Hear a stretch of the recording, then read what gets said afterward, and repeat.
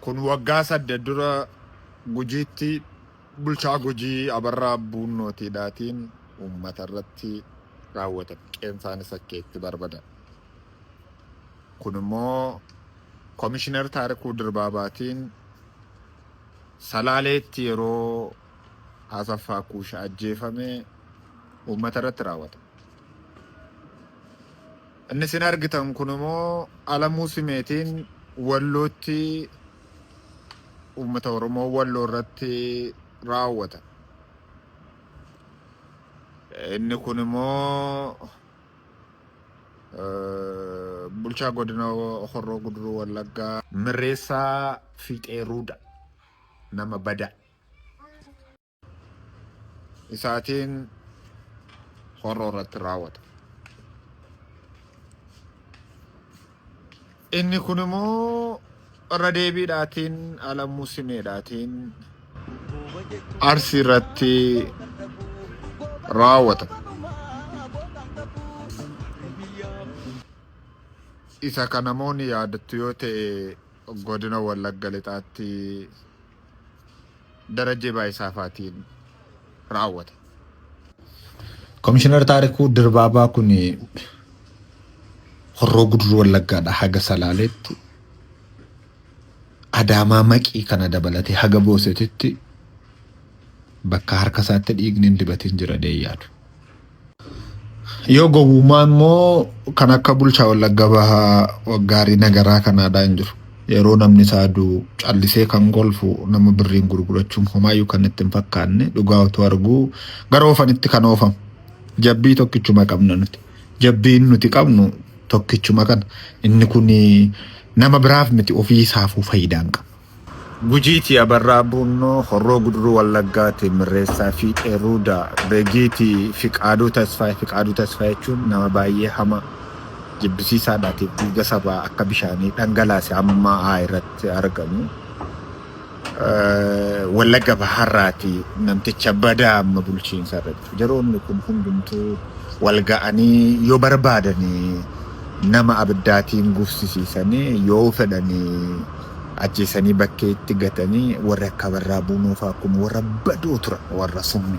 Argitee firmaataatiin walumaa gala sirna kanaatiif warri uummata ajjeesuutiif bobba'an. Walumaa gala akka itti sirni kun duraa duubaatiin uummata kana badduu baasee kanarra ga'ee jira. Kanatti fufee maaltu ta'a? Balaa hamtuun Harargee Arsii irratti raawwattu dhumarratti Baaleedhaan xumurama jedheen yaada. Sababni isaa uummanni kun qoqqoodamee gaafa ajjeefamu qoqqoodeessu walii bo'uun amala isaa taateetti waan ta'eef qoqqoodamee mabadduu ba'aa jedheen tilmaama qaba. Jedhe isiniin hin jedhu ji'a 4 fuuldura waan Arsii keessatti waggaa 5tiif shirkaadhaa kaasee deemaa jiru hundee godhachaa akka inni jiruuf warri mootummaa keessaa ba'anii uummata walitti gadhiisuudhaaf waan hundumaatti qindeeffachaa akka jiran sinitti himeen.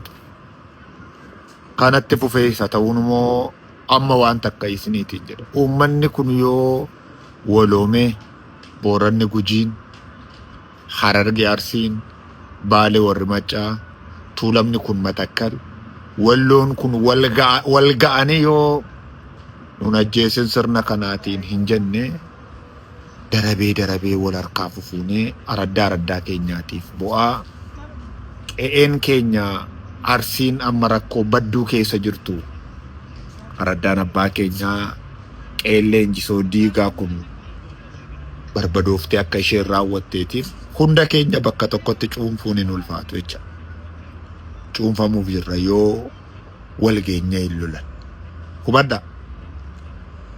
Kan Arsii keessatti uummata badduu baataa jiru waraana adda bilisummaa Oromooti kan jettan jirtu yoo taataniitiif lama duutan.